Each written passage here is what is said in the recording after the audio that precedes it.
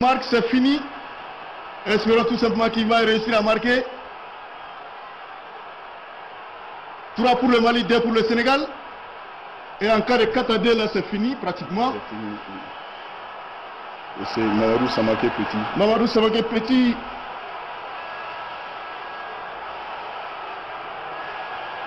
Qui porte l'espoir de tous les Maliens entiers sur ses épaules ou au bout de son pied. Au bout du soulier. Il est parti. Et c'est sur la transversale. C'est raté. Petit a cherché l'angle. C'est raté. Mamadou Samaké rate son tir. Ah, s'il avait marqué, ça allait être fini. Ça allait être fini, oui. Bon, il reste un 5e tireur de part et d'autre. Absolument. Et les Maliens ont toujours l'avantage. Les Mali gardent toujours son avantage.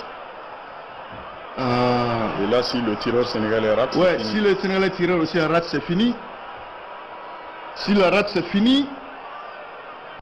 On espère que Youssou Kouita réussira à bloquer cela aussi encore. Yes. Le 15 du Sénégal, il s'agit bien entendu de Ousseynou Niang. Qui est rentré aussi. Ousseynou Niang est parti. Et c'est à côté. Le Mali remporte la Coupe d'Afrique des Nations Niger 2019. Mohamed Soumaré, c'est fait. Deuxième finale pour le Mali. Première victoire. Et 3e finale perdue d'affilée pour le Sénégal. Et 3e finale d'affilée perdue pour le Sénégal, absolument. Oui. Et là, vous voyez toute la joie des joueurs, du staff technique, du staff médical et du staff administratif aussi. Vous avez vu Mamadou Touré, Bill sur le banc et l'intendant Adama Traoré. Sans oublier le médecin.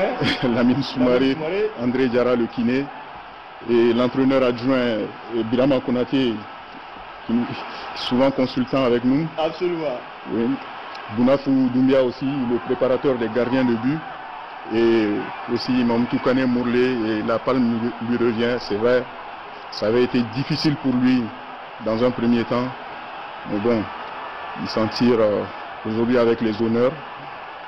Et il devient le 5e Malien champion d'Afrique, toutes catégories confondues, après Mohamed Magasouba, Djibril Dramé, Baïba et Jonas Komlan.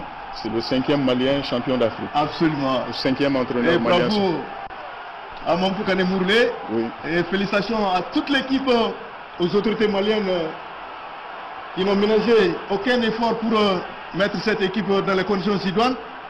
Depuis la mise au vert à Kavala. Il y a eu aussi le tournoi de l'UFOAB à Lomé, qui a permis à Mamadou Kane, oui.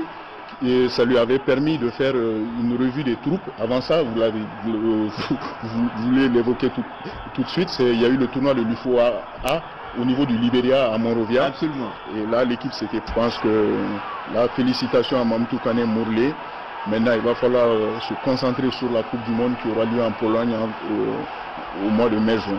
En tout cas, la malédiction qui se poursuit pour cette équipe du Sénégal. Ah oui.